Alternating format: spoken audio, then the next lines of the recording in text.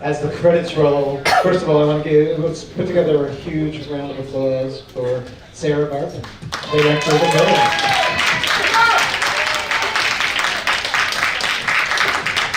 Since he's already taken his place, I mentioned him before, truly an inspiration of everything we do here. Now the communications director for the Disability Rights Education and Mr. Lawrence Carter-Long. And this is the one without audio.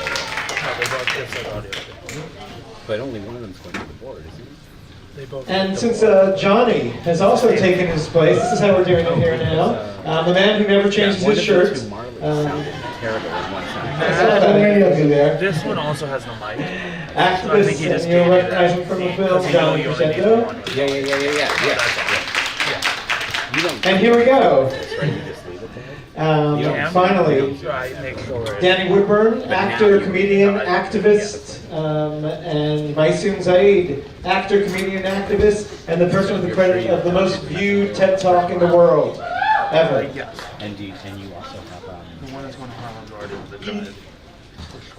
I think that's everyone. I'm excited to hear about this, hear more, and bring. I mean, I think there's so much to say about this, and we just added a lot more fire to this panel. So, Lawrence, I hand it over to you. Thank you. Hi, everybody. Hello, New York. Hello, ladies.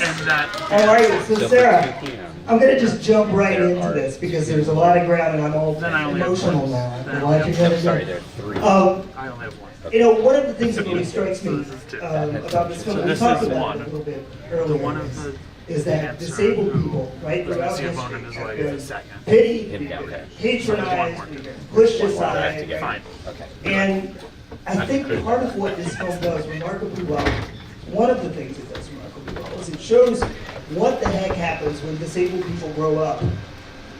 Right? You know, and then you have to deal with that in the society that you're in, right? And if you don't get it right, you're going to have protests. Yes. You're going to have demonstrations. And you wanted this to be a marker in time, to sort of capture where those protests came from, why they were important, and what they helped accomplish. Would you talk a little bit about the direction you took with the film and why? Yeah. I think that's a really, really good question. It's really important, and there's a couple of answers that I have to that. One of them was there's an enormous amount of content that I had to leave out of the film. I couldn't cover everything at all. But one of my guiding principles was that I really wanted this to be a film about disabled people. So for that reason, I really didn't go down the path of inclusive education, which is quite a bigger mission. But in my mind, and I'd been part of that in my own country, the drive for inclusive education was really led by parents, because when children are little, they're not actively doing their own, agitating. It's the parents that are doing that. And I really wanted this film to be about disabled people, not about parents, not about allies, not about me. It's about the really powerful movements that have happened. So that helped to guide me a little bit. It helped me to leave out something really important, which needed to be done if I was going to do it in 85 minutes. But the other thing was that I really wanted to, I knew that the film took ages to make and things kept happening, and there had to be a stop point. And that stop point was about 2 weeks before Trump was elected. That was when we signed off, it was all done by then. If you'd waited until after I would have never ended it would have been a mini-series. Yeah, I couldn't have finished. I was lucky in a way that we just, signed off, it stopped. But it turned out to be, and what I wanted was a way into disability rights, really for people that don't know anything. I mean, I love hearing it in front of this audience tonight, and people just cheering and being so familiar with the events. But the other thing that I love is when I show it to people who somehow they have managed to avoid disability and disabled people in their lives, and they come and see the film and they say to me, this just blew my mind, I didn't know any of this. And for me, that's really important, because I want those people to know that there is a disability rights movement, there is activism. They don't even know that you guys all exist, which is appalling. So that's really... And that this history deserves to be told. Absolutely, and I could see lots of short films had been made about various, like the 504 protest film. We were able to access a lot of content from a 20-minute film, which is fabulous. But no one had made a feature documentary. Like, it hadn't been done. No one, I mean, I would have liked to have made the miniseries, but I couldn't get the money. So we started. Yeah. I would have loved to have, you know, done something bigger, but you know, it hadn't, as far as I could tell, it had not been done. And I really wanted to make a film that was very political. I wasn't interested in the sort of, you know, inspirational story of one person getting out the door, you know, like, it's, you know, I wanted to do something a bit bigger. This was about movements. Yes, It was about community. Yeah, absolutely. Yeah, thank you. I want to go down the line. I'm curious, Danny. You're known now for doing advocacy, and you know, in addition to comedy, in addition to your acting, I'm imagining, and please tell me if I'm wrong, that some of what you saw in the film was new to you. What's your reaction to some of that? How important do you think That's really, like you took the words right about. I feel like sitting up here with, you know, Johnny and you, I feel like the newcomer in this arena, and I learned a lot watching this film. And I'm kind of ashamed to say that so much of it I did not know. So thank you. That's great for me. Thank you for that. I mean, I've been involved in advocacy for, I would think, about 20 years. With the last like 15 being, you know, more personal to me.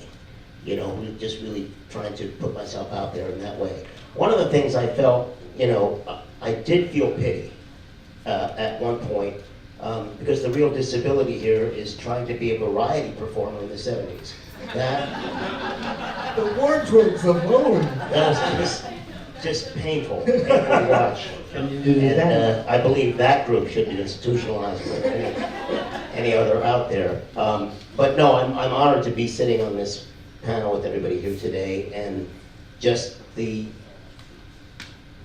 humbling experience it was for me to see so much that I didn't know. I mean, much of it was has touched my life.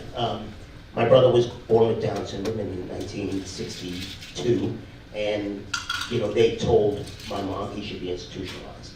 You know, that's what they did back then. My mom refused that idea, and he lives a very fruitful life now. With the problems I had when I was born with hydroencephalitis. They thought I was going to be mentally disabled for my entire life, and they said, you should institutionalize this one too, by the way. Determined. They were determined to get us out of the house.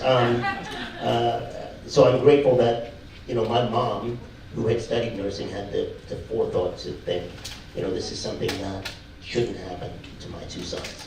And if you had to sort of describe your one takeaway, like the thought you're left with, you're sitting with, and now as a result of watching this film, what would you say? That there's so much more to be done.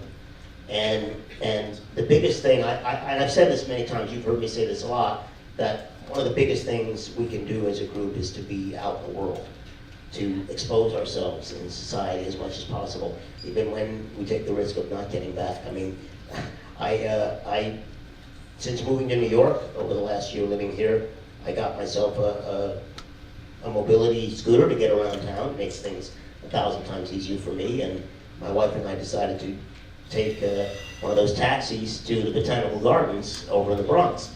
And we spent the day there on my birthday, and I thought, I'll just call one and get back. That didn't happen. So I ended up paying for a very expensive Uber, the big SUV. Uber came and got me. And then I called Uber and said, look, you guys have the wave, you wouldn't send it. I'm not paying $120 to get back to Manhattan. You're gonna give me the rate for the wave amount. And they did. But, you know, I shouldn't have to make that call. You know? So that was a real learning experience for me. And one of the things I'm doing here in New York is trying to change some of the policies that are being enforced that are leading to legislation. Especially in my business, there's tax incentives for writers and directors who are people of color, women, LGBTQ, but those tax incentives end there for production companies when it comes to hiring disabled writers and directors in that area. So, and then just on the last snowstorm, I was just pissed that 3 days later, the curbs were still covered with snow. And I was like, what the hell? I mean, how is this still happening in 2018, that 3 days after a snowstorm? And they said the same thing that they say in the movie, in Australia, well, if you complain about it, somebody will do something. And I've written, a number of times to various, people in power in the city, and I don't get a response. But I'm going to stay on it. So maybe it's time to start arming disabled people with snowplows. Let's get out in the snow, right? Just build snowmen in the middle of Times Square, put up the middle. So, Maysoon, you and I were sitting over there, both laughing at the beginning of the movie and crying at the end, right? I didn't cry. Yeah, I got it. You consoled me. If you look at my makeup, clearly I didn't cry, you did. I had one huge problem with the movie, Sarah. There was not enough Lawrence in it. So I think that's something, I understand. By the way, you haven't changed. You haven't changed either, Lauren. Where did you find that clip? My God, that guy raving on about Jerry Lewis in 2009. Where'd that guy come from? Sorry, I just missed what you said. There's not enough water in it? Laura? Sorry. She doesn't even know who you are! It was just your accent. I just missed the accent when you said... Between the two of you, you can't. Yeah, she's got the accent. You're right. I was about You're that. the one with the accent, but it's not like a fight like that. What was most difficult for me was the fact that I don't just work with disability here, I work with disability worldwide. And the fact that these institutions exist worldwide, that when I'm in places, like if you go to places like Gaza or Jordan or God knows what's even happening in Syria right now, like these institutions still exist, and the idea that people are still being abused. And even here in the United States, I was just watching everything happen and remembering the signing of the ADA and thinking, how did we get here where we're under siege again? Like watching the whole journey and how everyone fought for it and how they organized without internet, without cell phones, without everything we have access to, and how right now I feel like we're going backwards and that we're in danger again. That really resonated with me. And it was interesting for me to see all the people that I knew personally that I didn't know had such big roles in the movement, like Liz Carr and Stella Young and all those guys. So I think it's scary that we're on our way back there. And then the third thing that really struck me was the economic aspect of it. Because while I talk about, seeing institutions and refugee camps, when I go to Kuwait, it's much, much more accessible than here. Qatar is much more accessible than here because there's ample money, they're younger societies, and they're actually doing universal design in these places that are affluent, and how big of a role money plays in our ability to survive or not. And the point about, go ahead, please. I make the point that we can all afford to do this, it's just that we choose not to as a society. Australia can afford to be completely accessible, and so can the US, but they choose, governments choose to spend money on other things. But even we should that, never buy that line that we can't afford it. But even that privilege within disability, like for example, in my birth it was well documented that the doctor was drunk, he was arrested the same day I was born, we were able to have a lawsuit, so I simply don't suffer on the level that my suffer such a terrible word. I can't believe I just said that. I don't face the same. You're new like me, right? What? You're new like me. I didn't even know I was disabled until Lawrence Carter-Long tripped me at the show. I was like, I'm Arab, why are you bothering me? I had no idea, none. And now I'm like a beast unleashed. But I didn't, I'm aware of the fact that I have economic privilege and that it allows me to have access to things that so many other people don't. But also, what was so fascinating was the amount of intersectionality in the early, adaptive movement. And we're not just talking intersections and curb cuts. We're talking Right. in the modern sense. No, Yeah. we're talking about intersections and curb cuts. I really think it should be an all-white movement, and that's more successful. Go. So Johnny, hey man, good to see you. It's very good to see you, Ron. So one of the things I wanted to bring up to you, man, is one of the differences, it strikes me, that in the way the disability rights movement sort of evolved here in the States and the way it grew in the UK in particular, is that there tends to be in the States a lot of division between, let's say, the policy people over here and the artists over there. In the UK, my sense seems to be that the artists and the activists were more combined, that a lot of the art drove the activism. And I was wondering if you'd give us your take on that, if you think I'm full of it, or if that has any real basis in reality, that the activism and the artists and the theater and those sorts of things sort of helped sort of drive the actions that were being done. No, the answer is no. The answer is, if you read Bob Dylan's, who's an American by the way, biography, he always said that artists, he always followed a guy from France called Rimbaud, and he said that the artists are the anti of the race, right? In other words, artists can only reflect what's on TV. So whatever social movement's going out there, artists can reflect that, but they don't drive it ever, right? Because artists are creating things that are around them, not something which is in the future. I still really believe that. But having said that, we were very close. We were very close. Right? Artists were very much driving the movement in the UK, and I still think that disability arts in the UK is far advanced and has been for a long, long while than it is in the USA. And I think that's just because we have more politics, and because of that we've had more successes, and because of that we get more money, right, to be able to do the art.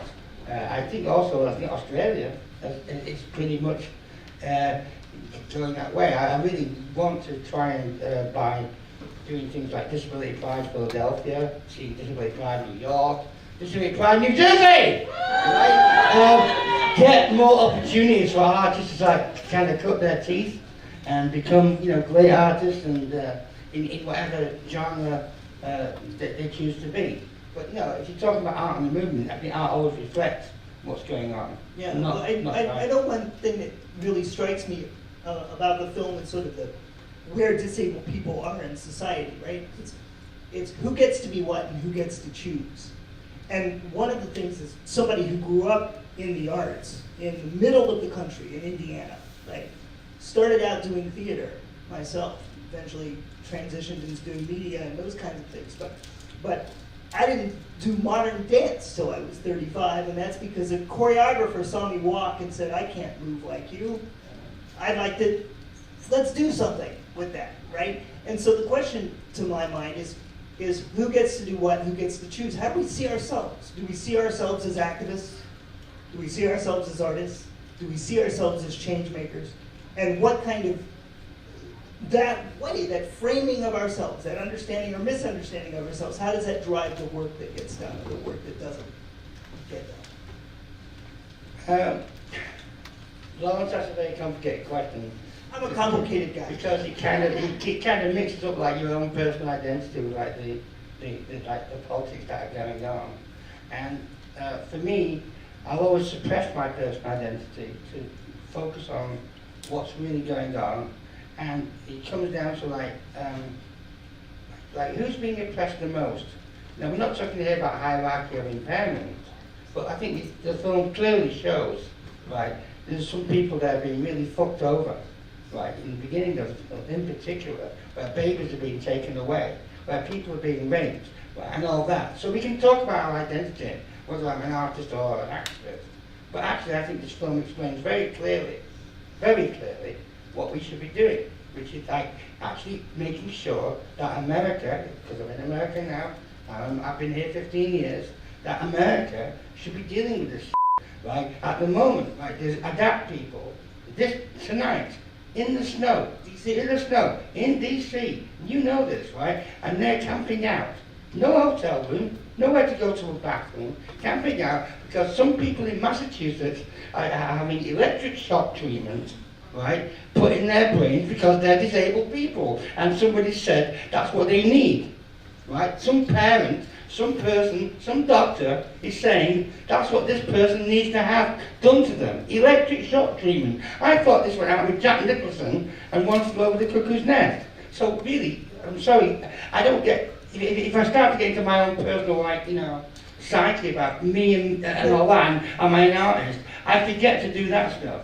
I really do And forget I'm not that. saying, yeah, I'm not talking about me individually, Lawrence as a person. I'm talking about we as people, as communities. One of the things that strikes me, if you see how disability has been depicted on film, let's say, right, by and large, except for this, right, even most documentaries, you don't see disabled people hanging out together. You don't see disabled people making changes. You don't see disabled people causing a righteous ruckus or saying, damn it, this needs to change. What you do is you see one individual against the world, right? Yeah, right. Right? Interesting point. Right. Yeah. That's why I love this film. That's why I love this film. There's lots of things that could have been put in this film. Sarah starts off by saying, what's not in the film? But then there's lots of other things that's not in the film. Gallaudet is not in the film. Right? A lot of deaf people would say, where's Gallaudet? That was great. Remember that? But it's not in the film. Because, I don't know why it's not in the film, but I think it's not, it's a 90-minute film. And was there a triumph there, apart from sacking, appointing somebody? Deaf people rose up and said, we want a deaf president for the deaf university. And that film needs to be made. Right? But that's a deaf president. That's not changing society like 504. Right? It's not changing curb cuts. Right? It's not changing like a lot of things, which are like societal changes. It's one university getting rid of a president. And I really support deaf people, don't get me wrong. Don't get me wrong at all. Right? Because I've been, I would say we have been fighting like for how many years now for sign language to be taught in schools?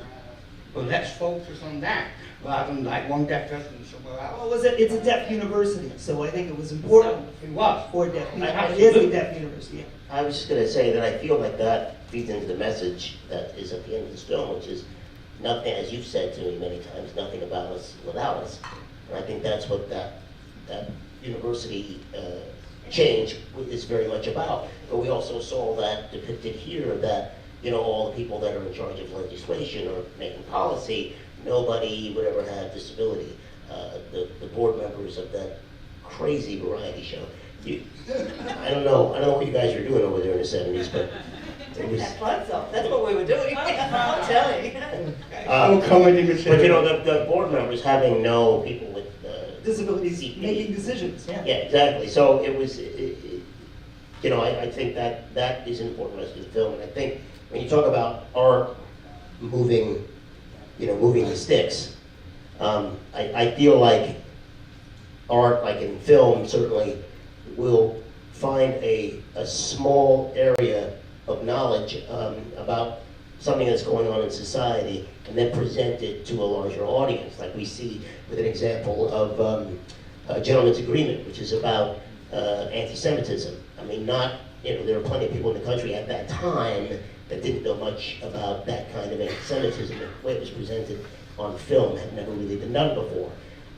Just like The Best Years of Our Lives is another example of presenting disability at that time in a way that had never been done before.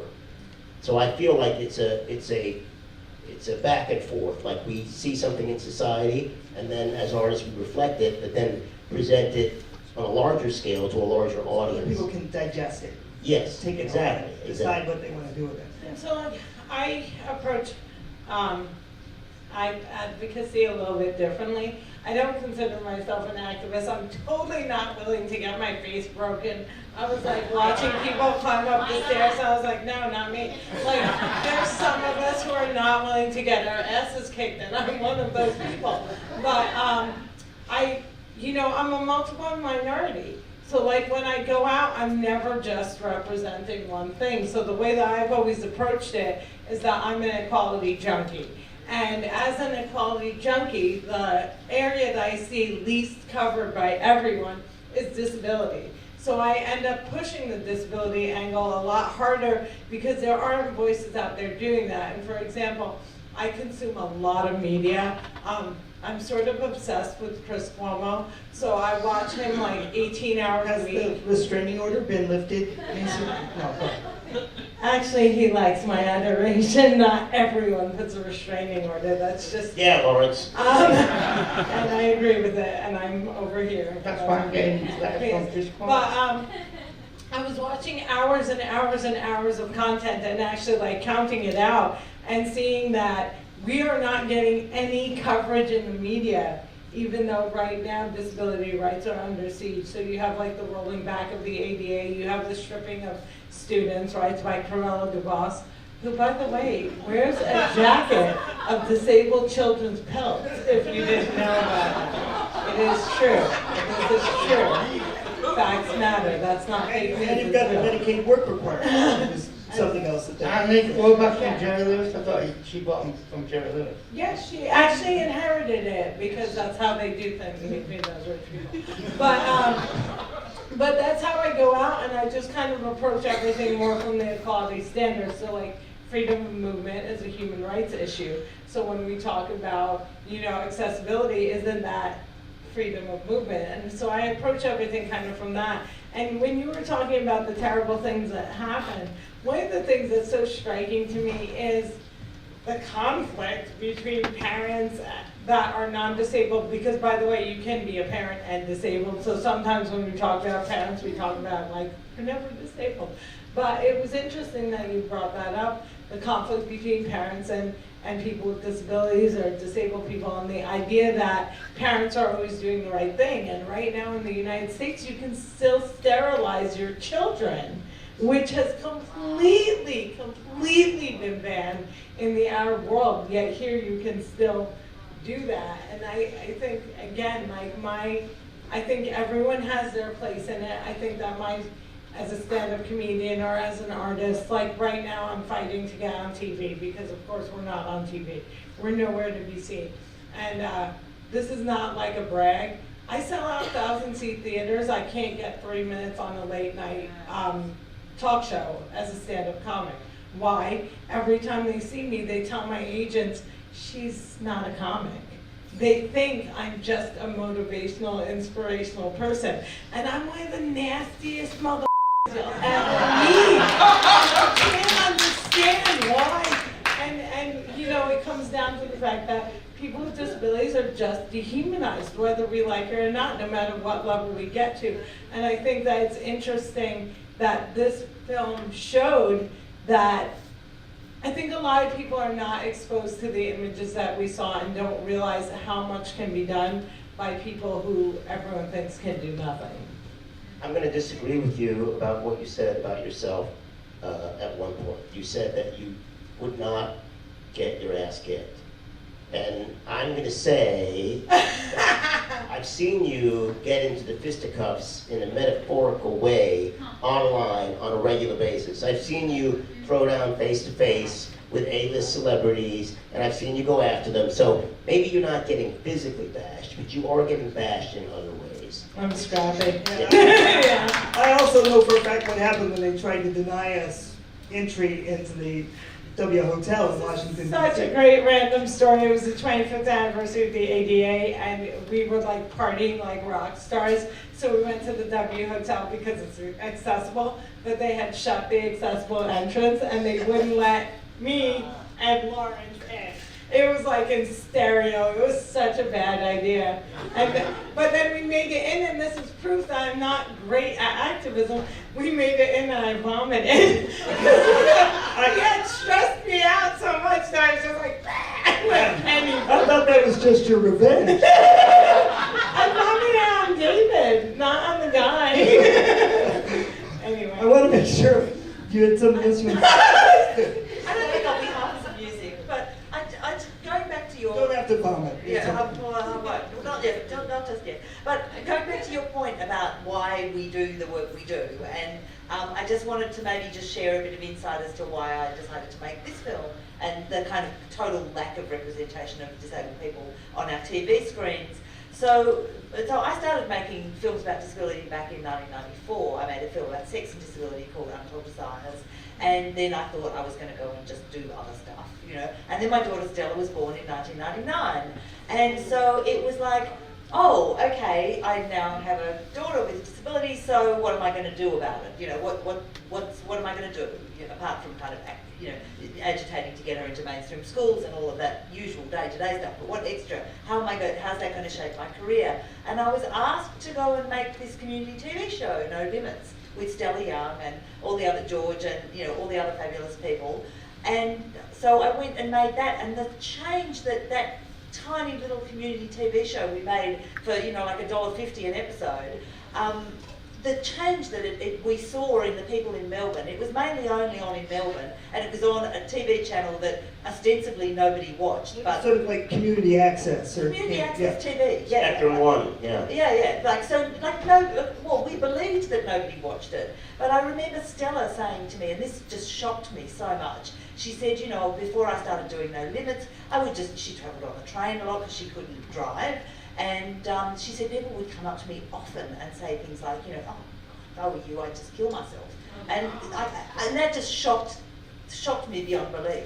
But then within a few weeks of No Limits going to air, she said people started coming up to me and saying, oh wow, I've seen you on TV, you're so cool, I love your show. And this was a show that we thought no one was watching. But seriously, that show ran for like 11 years or longer. I can't remember how long it ran for, you know, 200 episodes. I did 70 and then gave it on to the community, and then I came back at the end and everything. But it really, really changed. Just seeing, it was just the cheap as chips, you know, panel chat show with Stella and other people talking about matters, you know, issues. We didn't have a budget to do anything. Oh, we did some comedy, you know. But it really, really changed the way people thought about disability. And, you know, really during the making of that show, I learned a bit about disability. In some of the early episodes, there were some pretty crummy stories, I can tell you. You know. But I learned, you know, I learned a lot from Stella, and she learned about media presentation from me, and I learned about disability activism from her and from all the others. But having disabled people on TV regularly made a huge difference, even in that tiny little space of community television. We really struggled to go beyond to the mainstream because they just wouldn't buy it. And when I was trying to get this film up, I went to the ABC, and the woman literally said to me, there is no way we're going to put this on the ABC. That was in 2008.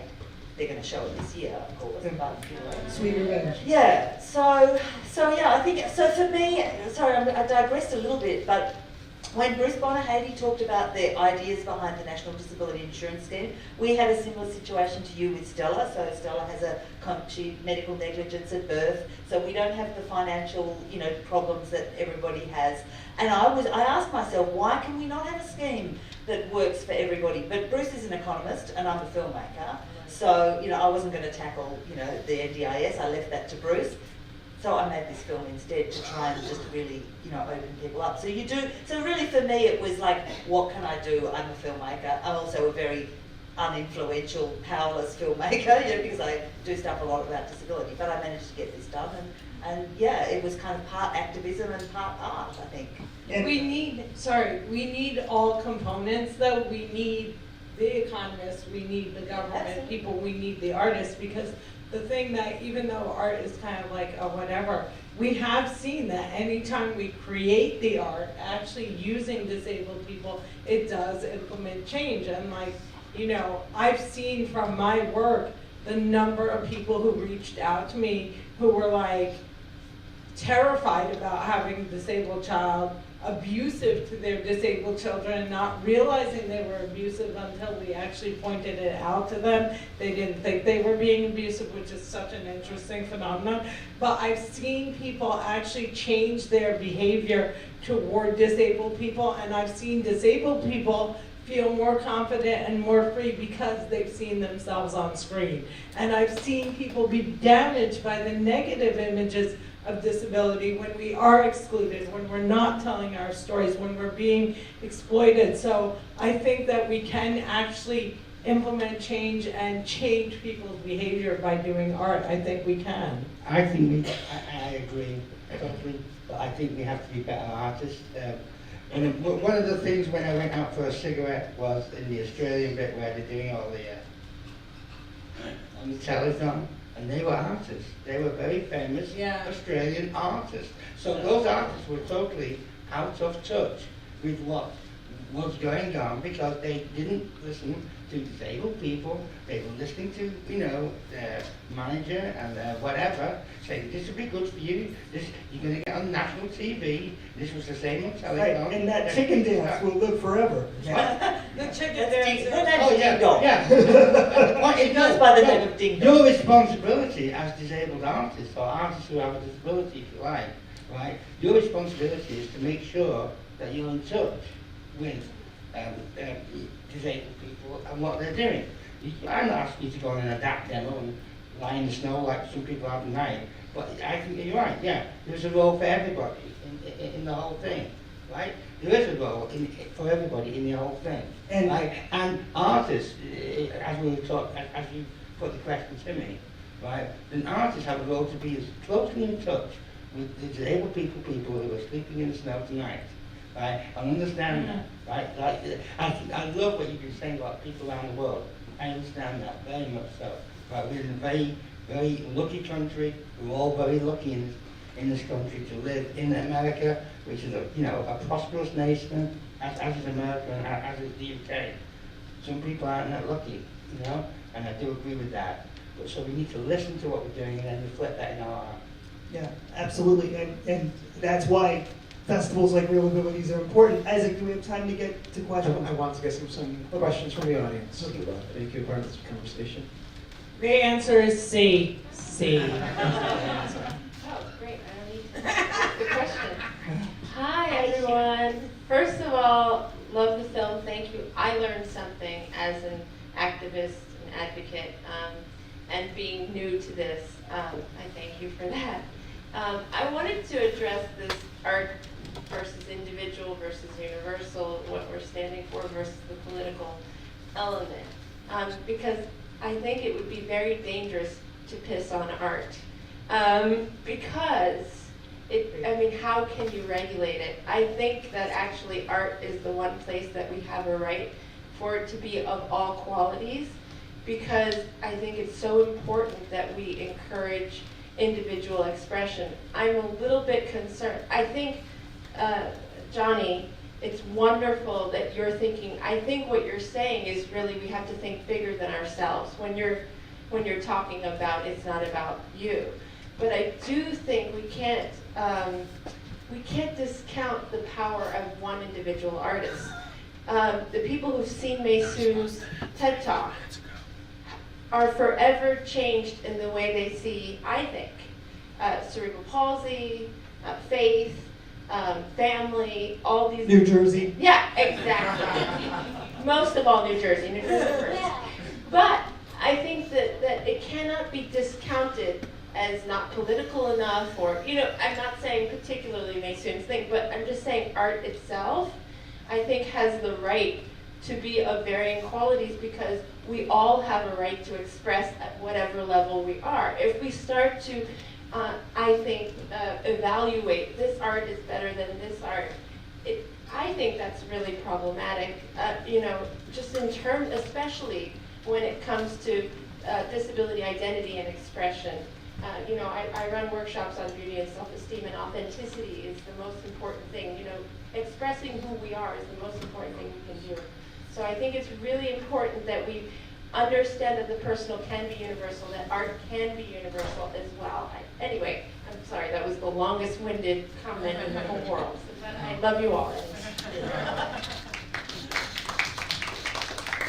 Any other comments? Questions? This is your chance, folks. Come on. Very shy panel, as you know, so I'm sure they're eager to talk.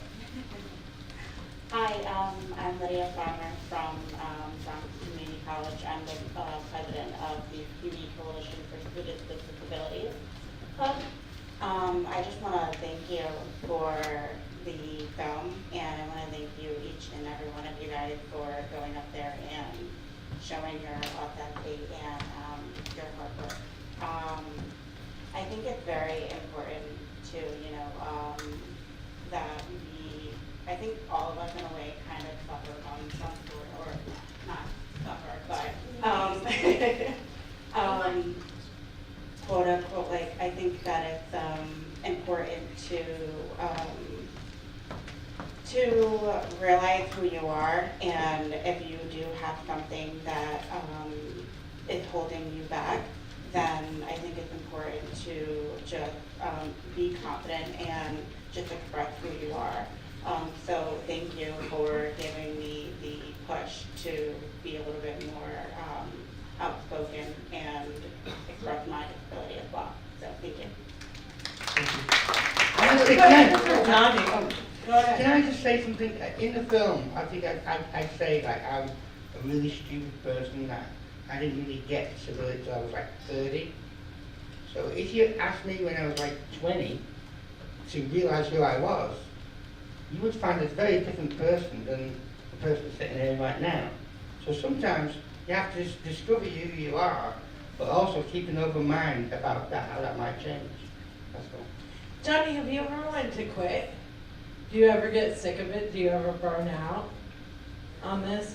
Because I think that like the biggest thing of having, I made my name as a Muslim comic post 9/11, and doing the disability work is so exhausting that sometimes I just want to throw it under the bus. So do you get that ever? Yes, a lot, I'll try and do this very quickly, okay? I was organising down in England, which you saw on the TV. So I would ask people to come for a bus protest. We had 200 members. I would have to make 200 phone calls. And out of those 200 phone calls, maybe I'd get 50 to come to the next protest. That meant I had 100. That meant I had 150 people saying, I'm on holiday, I can't do it, I'm sick, blah, blah, blah, it's not for me. But they were in down. They wanted to be in down. They joined this damn thing, right? It wasn't like they weren't part of this. These are the 200 people in the whole of the damn country who said, we'll do it. And 150 used to give me very, very good, reasonable excuses, which I couldn't argue with, and they never came. And so that burnt me out. That's what burnt me out. I'd rather they were just honest, saying, I'm letting down, I'm doing this, right? And I could just call those 50 people and know that I could call them up and go. So that's one of the things that really does burn out an activist, is when people are dishonest about their commitment, and then you spend time with them and they don't do what the community part of that wants to do. We have time for one last question here, if that's okay. Thank you, all of you. It sounds as though some of you, am I too loud? No, you're not. Okay. Just loud enough. It sounds as though some of you have been involved in planning committees, whether it's in the arts or in politics or anything. Can any of you recount the dumbest thing and tone-deaf thing you heard someone say, and tell us about your response to it? Please. After the Oscars So White campaign came out, last Oscars, there was a blatant exclusion of people with disabilities in the idea of diversity and inclusion throughout that campaign. And it became about people of color and women and LGBTQ and yeah, right. So we went to the president of the Motion Picture Academy of Arts and Sciences and said, look, you're about to make this statement. You've invited 100 people to join the Academy, none of whom had disability, in the hopes of diversifying the Academy. Why? Why can't you include disability? And the response was, well, a black person can be disabled. So that was this idea that disability, it was this idea that disability discrimination came after any other kind of discrimination. So it was this idea that there was no understanding of discrimination of people with disability as in its own right. It had to come under the awning of some other kind of discrimination. And this is the president of the Motion. Before they could even grasp it. They couldn't even grasp it. Yeah, they couldn't even grasp it. Oh my gosh, I have such good ones. So I'm currently working on a sitcom, and none of the stories seriously, none of the stories are my current producer, who's amazing, Hazy Mills. They're incredible. But before I met my producer, a couple of favorites. One was a very famous producer of one of my favorite movies asked if my character could be healed by love. And I was really excited about that because it would involve a lot of CGI, because I couldn't figure out how they were going to heal me. So that one I loved. And then another one was, in my sitcom, I have a black disabled gay man in the script. And they came up to me and they said, listen, he can be black and disabled, he can be disabled and gay, but he cannot be black, disabled, and gay. It's just too much. And I'm like, he's based on a real human being, people, you know. So that one was really fun. And then one of the people I was doing development with suggested that my character's love interest be her cousin.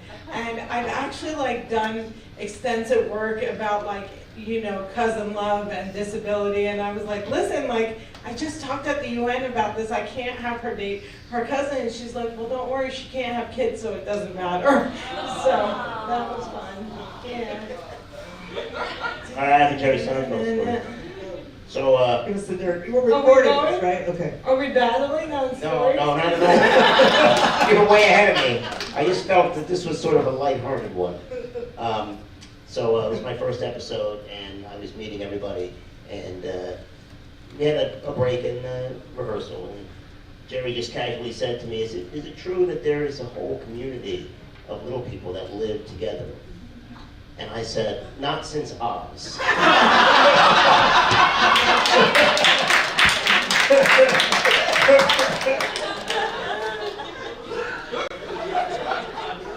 You must have one. I don't think I can top that. But I was doing international television, a thing on Al Jazeera, and we were talking about voting rights and people with disabilities who faced abuse and all kinds of really heavy, intense, real political topics, right?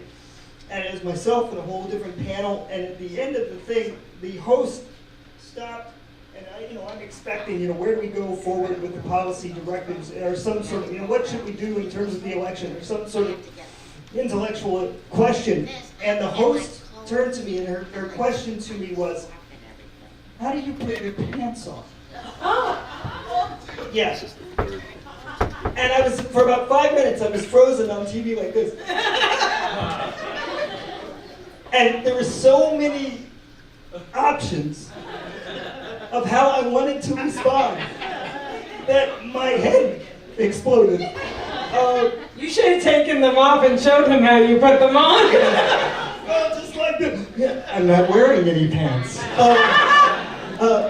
That was the one that won. No, but it really just sort of blew my mind that here I was thinking we were discussing international disability rights, and it couldn't get, the conversation, at least in her mind, didn't get any further than, the logistics of, I mean, really, I think it's something, I just kind of said, the same way that you do, and then tried to turn it back into whatever the conversation should have been. But I remember just saying, wow, we have a lot of work to do. We have so much work to do. I noticed that back in 1994, I made a film about sex and disability, and I would say that every year, at least a couple of times. And in 94, people with disabilities were having sex. They were, yeah. I just want to be clear. Yeah, they were having sex, and they had been having sex for quite some time. And a lot of sex. And it started in the 70s in San Francisco. Every year it's described as the last frontier, like the last taboo, and somebody says, let's make something about sex and disability because it's such a taboo. And it's like, really? Are we not moved on past that yet? It's just people can't get past the sex. Really, the only thing that people are interested in about disability is, can you have sex? That seems. You guys are having sex? And there was this great story that didn't make it into Defiant Lives, but the headline did, and I think it's behind one of those Jerry Lewis photos. We snuck it in there. There was this fantastic story in the 1970s where all these it hit the front page newspapers. These support workers took a group of disabled people away on a weekend away, and the disabled people had sex, and the support workers helped them to have sex. And one of the guys went home and told his parents about it, and the parents were outraged. And the headline on the front of the Truth newspaper was "Spastic Love Nest." And so we had to find this headline because I just really wanted it, and we snuck it in the background. I told you to keep my 20s out of it. Johnny? This is not about me, but it's about one of my dear departed friends who's on the film. called Ian Stanton. And me and Ian, we first came to America, well, we didn't come to, we came to North America, into Vancouver, to the Disabled People's International. So we're at the Disabled People's International Conference, big swanky hotel, but me and Ian were like, wanted to find like the blues. So we went out to this club. And you know, like everybody who's disabled here knows, like, you know, when you need someone's help, no one's there.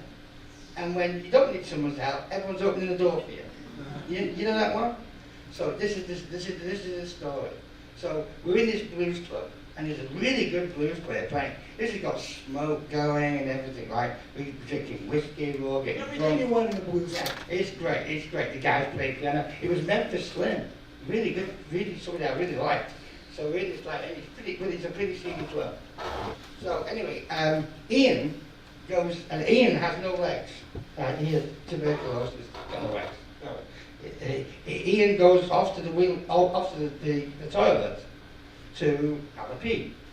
And he's like hanging onto the pipe, and suddenly he doesn't realise that the toilet's got a slope in it. So his wheelchair goes to the back of the bathroom. So now he's hanging over this thing which has got all cigarettes in it and other people's pee in it for like 5 minutes. And then the guy comes in and says, "Do you need some help?"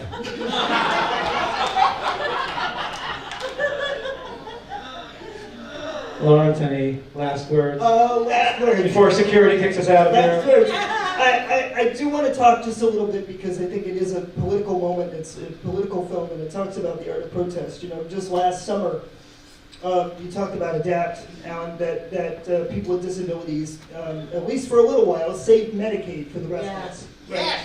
Everybody in this country, people with disabilities, kept that fight alive by protesting, sitting in McConnell's office, other places, until the rest of the country caught up, right? And we raised a lot of money, and thank you so much to the people in this room who donate to the GoFundMe's on ADAPT so that my wife can stay out of jail. Thank you. And right now, just 2 weeks ago, the House of Representatives of the United States of America passed a bill called H.R. 620 that would cause a waiting period to enforce the Americans with Disabilities Act. It would weaken that law. That will be under consideration in the Senate sometime in the next week and a half. We don't have a number for that bill yet. It's going to be based on the bill in the House. What it's going to take, right? We've had the ADA. Here's the thing. When their legislation can get passed, but it's enforcing that legislation, as they said, keeping that legislation, that's the hard part. You can't take anything for granted. It's going to take every one of us to mobilize, to call, to write, to cause a stink, do whatever we need to do when this comes up in the Senate to keep them from repealing back a law that has been, they've had 28 years to follow the ADA. They've had 28 years. It's been the law of the land for 28 years. You don't need another 60 days, right? What you need to do is plan. What you need to do is be defiant. Right, and so what we need to do is be defiant. So get political, stay political, be political, make sure that we don't lose the protections that we have. Thank you, Lawrence, and thank you to our panel. Big round of applause, please. Sarah, thank you for a beautiful film, fantastic film. All week, this was more overtly political and about activism, but all week we have the face of disability like it's not being shown anywhere else. And we're putting this face out there with drama, with love stories, with family films, with action, sports, something for absolutely everyone. And we'll have some comedy. Yeah, sure. Throw in some comedy. We have actually a comedy night. We have a fashion event going on. Sean's going to be leading that one. We have an event tomorrow about the industry and TV that Dan is going to be leading. Eric's here is going to be on that panel too, and much, much more. And this is the first step you can take, apart from writing to senators and everything else good things they were supposed to do here, but is to tell your friends about this festival, get them to come out and to support and to help spread the word about all these fantastic films. Thank you all so much. Thank you everybody at ReelAbilities. You know, one final thought, because I think it's really important. Disabled folks are the canaries in the coal mine for the rest of the country, and I think the rest of the world. Something affects us first before it affects everybody else. That also means that we're the first to kind of catch on to something that's sort of new, right? And so like we caught on that Medicaid was in danger, we saved it for the rest of the country. Another thing that we realized that is while disability used to only be a diagnosis, that's the only thing it was allowed to be. That's the only thing it was in people's heads. As I've been working in the disability community now since 2005, 2006, and I've been traveling and I've been speaking and I've been doing events like these and working with ReelAbilities, one thing is very clear to me in the time that has occurred since then is that definition is changing.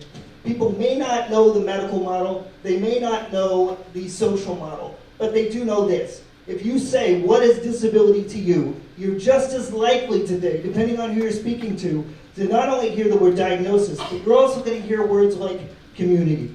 You're going to hear words like identity.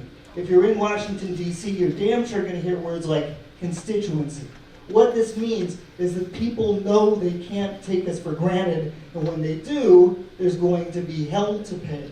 So while disability used to be just a diagnosis, today in 2018 it's so much more. If you want to see that continue to build, you want to see that continue to grow, what you've got to do is when you've got a golden situation like ReelAbilities, or you've got an event where disabled people are making the decisions and doing the work themselves, show up, support it, bring a friend, drag an enemy so it can continue. Thank you.